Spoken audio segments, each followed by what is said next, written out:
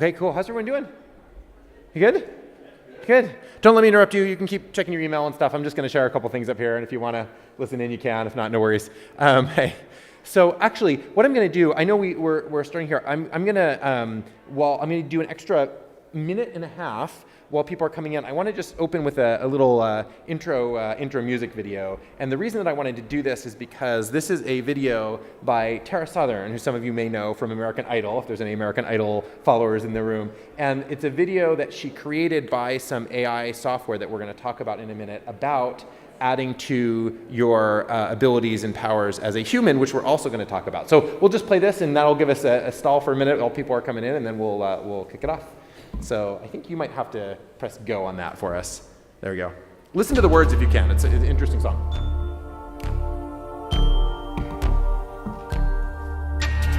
I wish I could see beyond what I can see.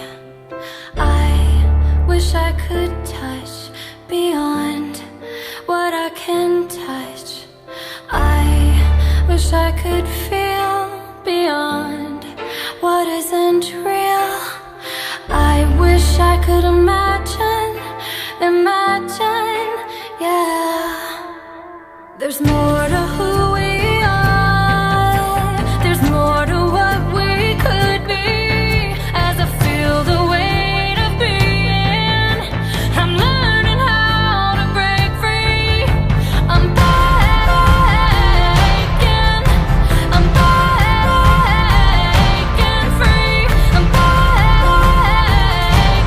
down, breaking free. I wish I could smell beyond what I can smell. I wish I could taste beyond what I can taste. I wish I could sense beyond the present tense. I wish I could imagine, yeah. There's more to who we are. There's more to what we could be. As I feel the weight of being, I'm learning how to break free. I'm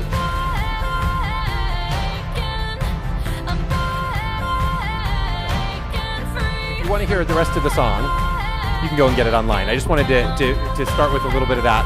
We'll I've tried. there we go. We'll pause it there.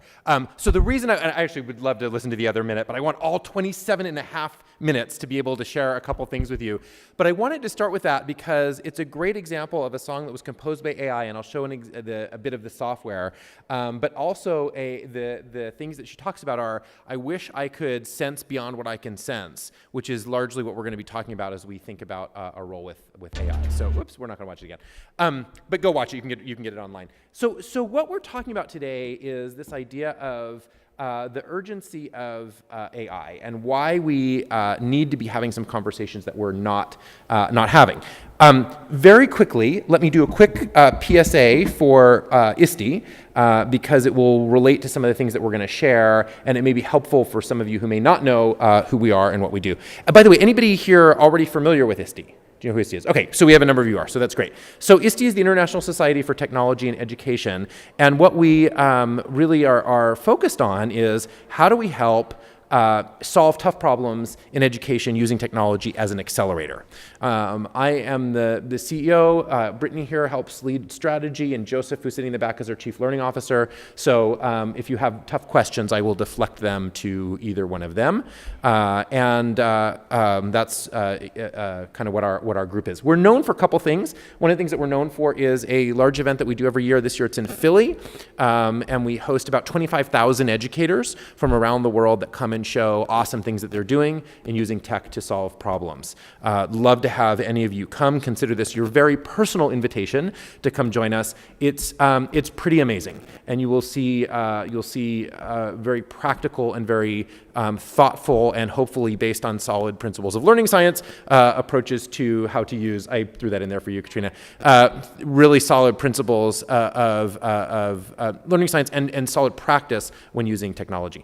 The other thing that we're known for is something called the ISTE certification. And the ISTE certification is the only certification that exists for educators on using technology effectively that is not tied to a specific product. So as much as, there's some great tools out there, there's Google Certified Teacher and Microsoft Certified Teacher and Apple Certified Teacher and whatever, but if you are looking for opportunities for teachers and leaders to be certified in good use of technology not tied to a specific tool, that's what we provide, and that's what the ISTE certification does. And last thing, this is my last part of my PSA here, is we have a service that we call ISTE-U.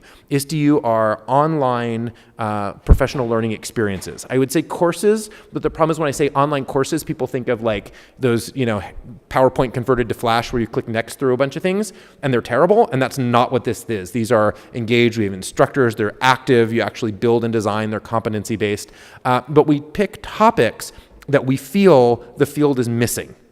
So areas around computational thinking, around diversity in education, around thinking through blended learning, a whole variety of topics, and so that's available there. Okay, close parentheses on that, but just in case you're not sure who we are, I wanted to set that up because it will help make sense out of the stories and things that we'll talk about here in just a second. So our plan for the next little bit is I'm going to do a quick little boot camp called AI 101, and we're going to talk a little bit about what are some basic concepts and principles about AI. And some of you are like, I know that, I invented AI, and that's fine. But every time I've talked about this, I've made assumptions that people are like, already know everything about AI, and then afterwards I get a question and somebody's really embarrassed, like, I don't know what that actually means. So we're going to just all go through this for just a couple minutes of just talking about how we define AI and what it is. And if you already know it, you can just sit there and look condescendingly at the rest of us. And if you don't, this is your chance to get it in and understand a little bit about it without having to admit that you don't understand what AI is. So that's how we'll start. Then after we do a little bit of a AI 101, I'm going to talk about 4 realities that we need to grapple with when it comes to AI in education. And then hopefully we'll have some time at the end for some quick Q&A, and if we don't, I'll hang around afterwards. That's the plan. Okay, so first, let me tell a story. We were actually in Oregon recently with Joseph, and we happened to discover in Oregon that there is something that Oregon is known for, which is the only state that still has a Blockbuster. And it is, whoops, why is that going ahead? It's a Blockbuster, and it's the only Blockbuster left on the planet. And I use Blockbuster as an example quite a bit because I talk about innovation in general, and Blockbuster is a great example about how to not innovate. And so I've shared that. But Joseph made an interesting point. He said, no, you got the story wrong. I said, okay, what's the deal? He said, well, you're talking about using Blockbuster as an example of not innovating, but there's actually a deeper story there. So Blockbuster, when it started, so in 2004, right, it had 9,000 locations, $5 billion company, okay? And in 2000, another company showed up and offered to just run their website. They said, buy us out, we're a tech company, buy us out, and we will just run Blockbuster.com. That's all we want to do, right? And they wanted to do it for $50 million. And that company, as you just saw, because my clicker ran ahead on me, is a company called Netflix, a little company that you might have heard of. So they originally were just trying to help run Blockbuster's website. Now, Netflix is interesting because if you remember, a number of years ago, they did something called the Netflix Prize. Do you ever remember this? They did a prize which people thought were crazy at the time. They offered $1 million for anybody who could improve the quality of their search results. And if you look at the the actual score, the score tallies. And so it's the percentage of improvement. Like we're talking about hundreds of percentage of improvement in the score of different people who came in, and they were provided with a data set. It was the Netflix data set, and they were given information about some ratings and a bunch of user data, and they were able to, the whole goal was to improve the algorithm, the suggestion algorithm. And Netflix was willing to give $1 million to the team that won that.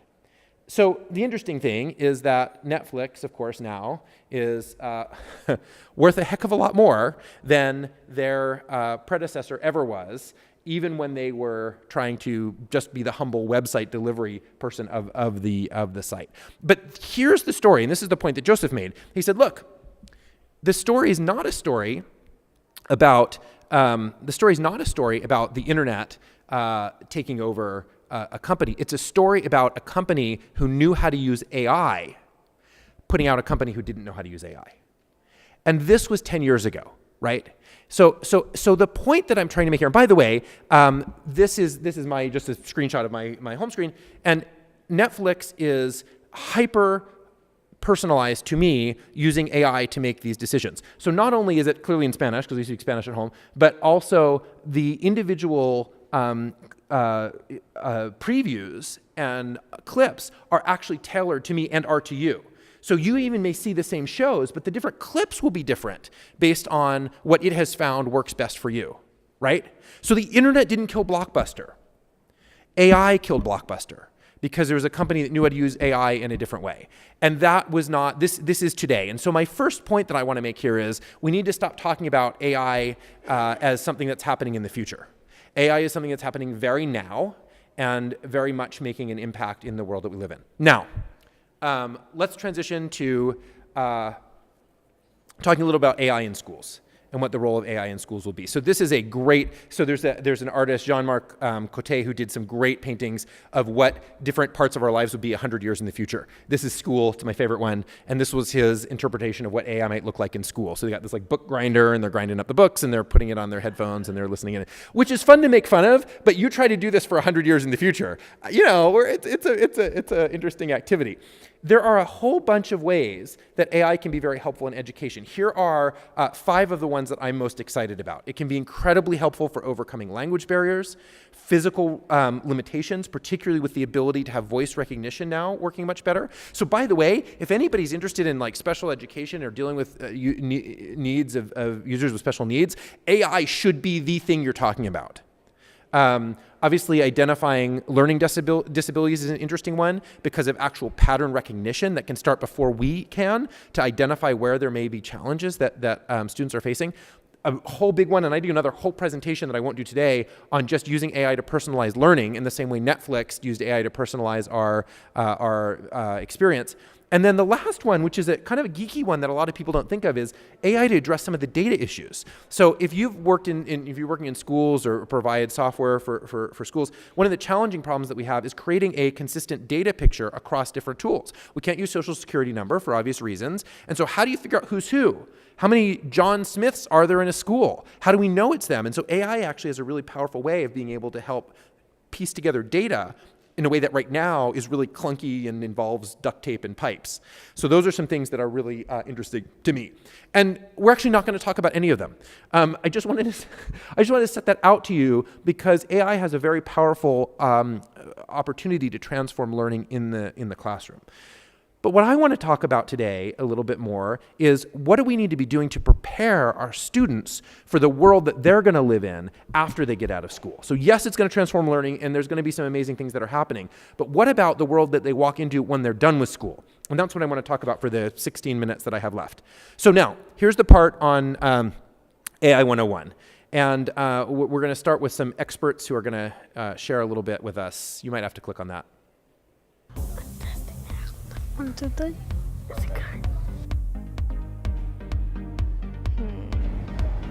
You mean like artificial intelligence? What? You guys, I honestly don't know. Okay. Isn't that like robots? It's kind of like a robot, but it looks like a human. If it was a techno-organic, it will have legs like a cheetah, but a human's body. Technology that can think the way that we think. Technology or a computer reaches a point where, you know, they start rivaling our intelligence. I wish AI could essentially do the things that I don't want to do anymore. I would really like something that could cut my grass for me. I would love to see self-driving cars. I hate being in traffic. Do my job if I have a job. And I get the money. The things that I'm thinking, I wish AI could actually do. What if you liked a guy and then it texts the guy that you liked him because you thought it? I'd like to proofread that. Well, you know, it would be nice to have a workplace robot. Production, shipping products for you. Answer my emails. Tend to the fields and cattle. Cameras kind of operating themselves. Maybe more diseases would be diagnosed, and yeah, it would be a great help. So in 10 or 15 years, it could be totally different from what it is now. The future is like everything can float.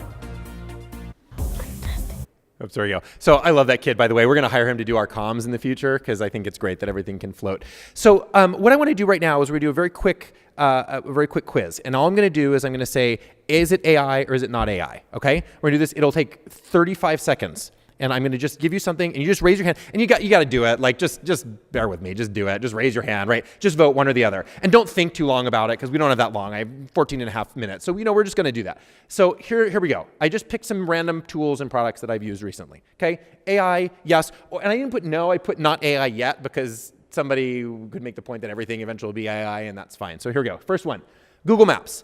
AI? Okay? Not AI yet. Answer is not AI yet. Okay, next one. Virtual assistant, Siri, etc. AI? Not AI yet. Some are like, I don't know, it's AI. Yes, those are AI. We got AI going there. Okay, next up, smart thermostat, whatever brand you have, it turns it on and off when you want. Okay, AI? Not AI yet. That is, in fact, AI. Next one, smart watches. I don't have mine on today, but smart watches. So AI. There we go. Not AI yet. I'm messing with you. Not AI yet, in fact. Autonomous car is the next one. Tesla, car of your choice. AI? Not AI yet. I have some people that are dropping out of the voting. It is, in fact, AI. Absolutely. All right. And next one, VR games. So Oculus 5, whatever brand you want. VR games. AI? Not AI yet. Not AI yet. Okay. And my last one. Oh, no, I have two more. Facebook facial recognition. It says this is the person in your thing. AI? Not AI yet. Oh, everybody got that one. All right. Good. That was good. AI. Okay, so here's the last one. A vacuum, robot vacuum. Is that AI? Yeah, not AI yet. Good. It is, in fact, AI. I messed with you again on that one. That is one of the first commercial uses of AI, if you know that Roomba or whatever the type is, because it's actually being able to make decisions. It's a pretty interesting, one of the first models of AI that we've had practically available. Okay, so what is a definition of AI? So here's the definition that we use. A computer system that demonstrates behaviors associated with human intelligence. That's really all it is. That's the definition. Computer system that demonstrates behaviors associated with human intelligence. Now, we can go on and say, such as an ability to plan, adapt, learn, reason, problem solve, perceive, manipulate, demonstrate creativity, or social intelligence. All good examples, but that's the simple version of the definition. Computer system that can demonstrate behaviors associated with human intelligence. There you go. There are two types of AI. There's a type of AI called agentive AI. That's like your Roomba vacuum. It's your thing. It's the robot that does the work for you. And then the other one, which is assistive. Assistive AI is your Siri, your any tool that's helping you do what you do better. Okay? That's what we got. Two types of AI. I personally am much more interested in the second. Assistive AI, I believe, is where it's at, right? Because AI is the focus, the goal of assistive AI is to give humans superpowers. So what is what is your superpower? My superpower is that I have AI helping me make decisions better. So there you go. Close parentheses on AI 101. I do want to talk for a second, though, about this. So it looks like somehow the font got a little messed up there, but I'll tell you what this is. So this is an Oxford study from 2013 that looked at jobs and the jobs that would be safe for now or replaced by AI. And at the moment, you can see it's about 50-50, about 47% of jobs. Sorry, the blue one on the side. The blue one on the side is the 47% of jobs that will be likely replaced by AI. These are not just factory workers and kind of frontline type personnel. These are often creative, complex jobs. These are the skills that are required in order to be effective in an AI-enabled world, right? They're not tech skills. Not a single one of those is tech skill. It's advanced emotional, cognitive skills, and there is tech on the bottom there. But the number one, as defined by, and a bunch of researchers have been involved with this, are actually social and emotional skills. Why? Because what we matter, the reason that's an interesting question to ask. Why do we matter as a human? The reason we matter is because we bring social and emotional skills and creativity and cognitive skills that AI does not. And thinking differently about what our role is as a human really is an interesting question that we should be asking in schools. We created the computational thinking competencies. These are set, and they're available for free, by the way, ISTE.org. You can just type computational thinking standards. They are the list of competencies that we believe that all students will need in order to be effective in an AI-infused world of the future. And again, they're available for free. I'm going to actually skip a little bit of that and just tell this quick story here. This is a group of students who was in Paraguay. We do work in Latin America and Paraguay. And there's a kid who is blind. And if you've ever been to Paraguay, or most places in Latin America, the like nice accessible sidewalks and whatever, that doesn't really exist, right? It's like, there's like metal things coming out of the sidewalks. I mean, there's no sidewalks. I mean, it's not an easy place to walk, even if you're sighted. And so these students basically took sensors, the sensors that they have on like cars, like the automatic backing up cars or whatever. They just pulled some sensors off the car and then reprogrammed them and put them into a cane so that he could walk around and move it, and it would give him a heads up when there was something in his way.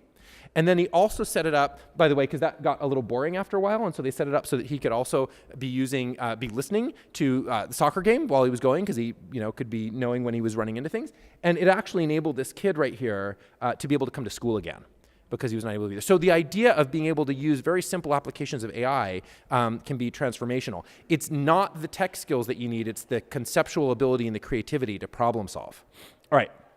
One more thing. This is another, we have no affiliation with them, but AI4K12.org, and if those of you that were in the last session, they actually talked about this. This is also a good framework for thinking about how we need to be preparing students for AI in the future. Okay, so preparing students to thrive in an AI world. Here are my 4 things. Thing number 1. AI is about more than self-driving cars. Seriously, you guys, we really have to stop talking about AI in terms of self-driving cars.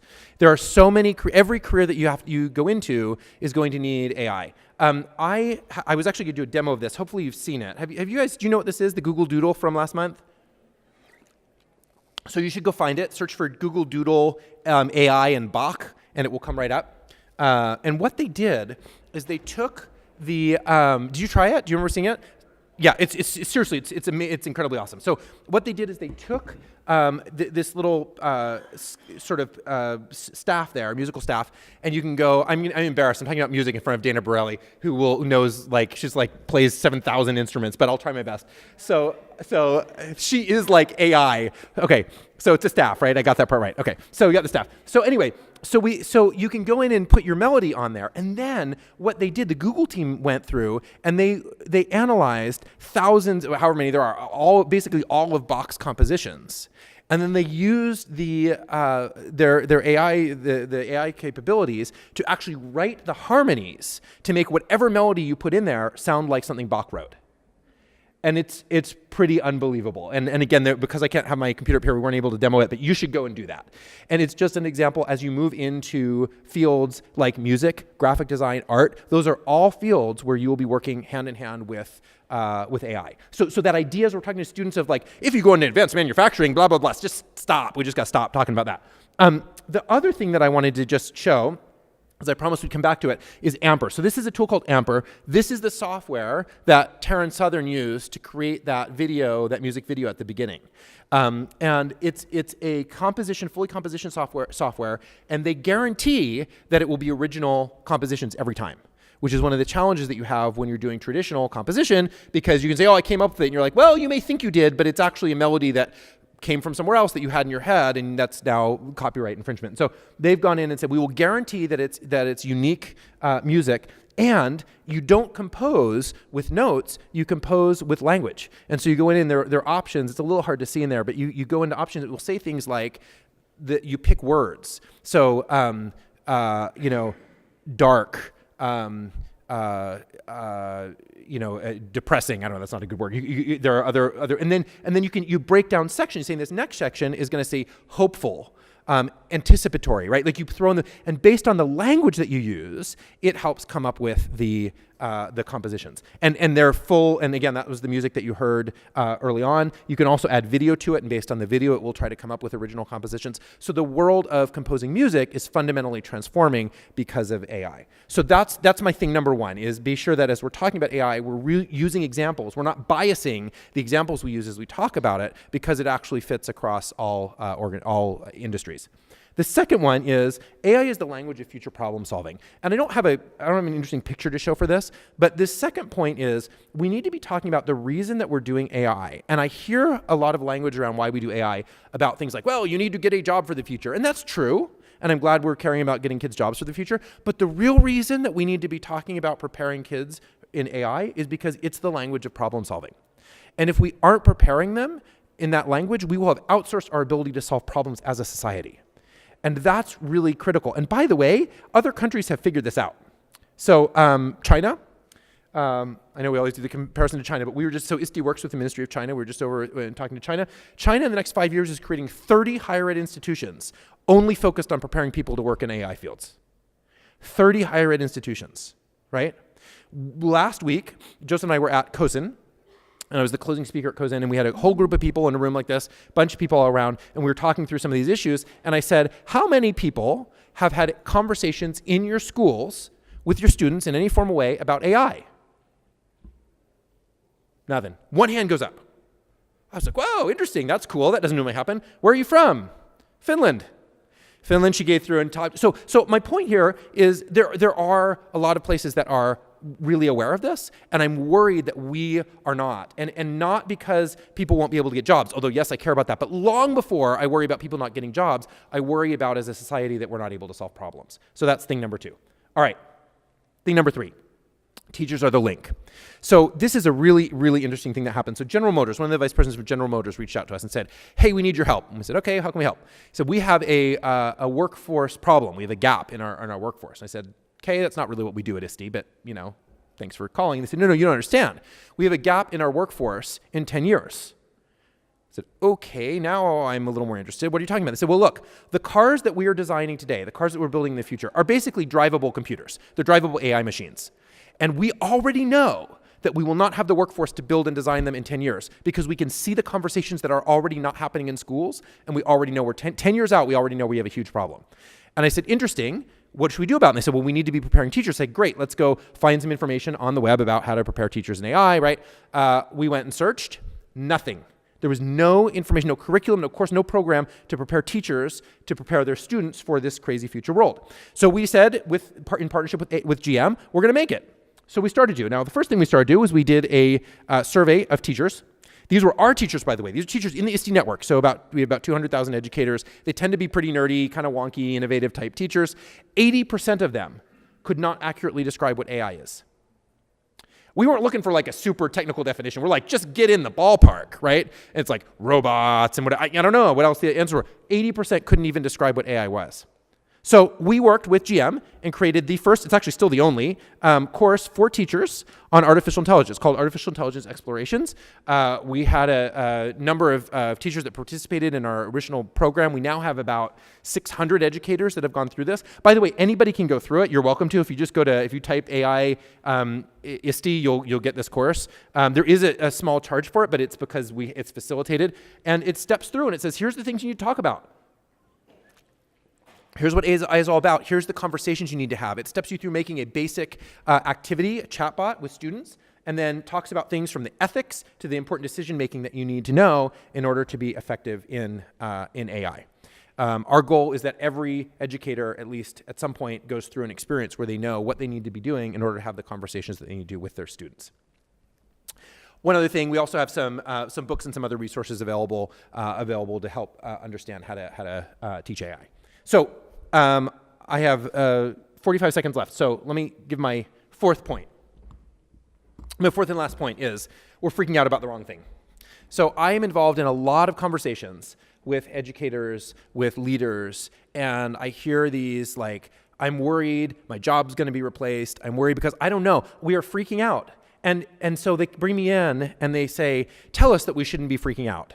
And my answer to them is, nope, you should be freaking out. But you're freaking out about the wrong thing. And what you're freaking out about is your job being replaced.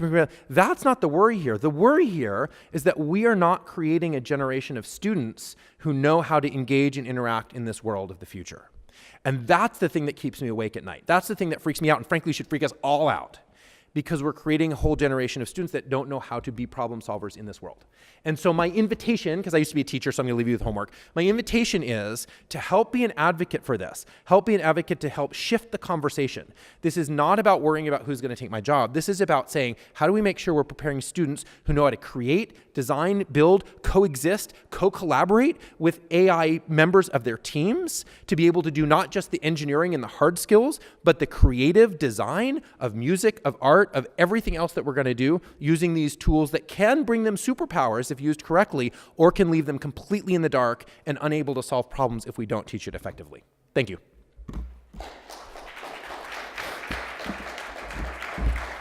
So we are out of time, but I'll hang around here afterwards. I'll move off the stage so the next session can come up, but I'll hang around if people have questions or comments. And feel free, obviously, if you are interested in more, jump in, hop onto that course. It's a great course. You'll get a lot out of it. Thanks.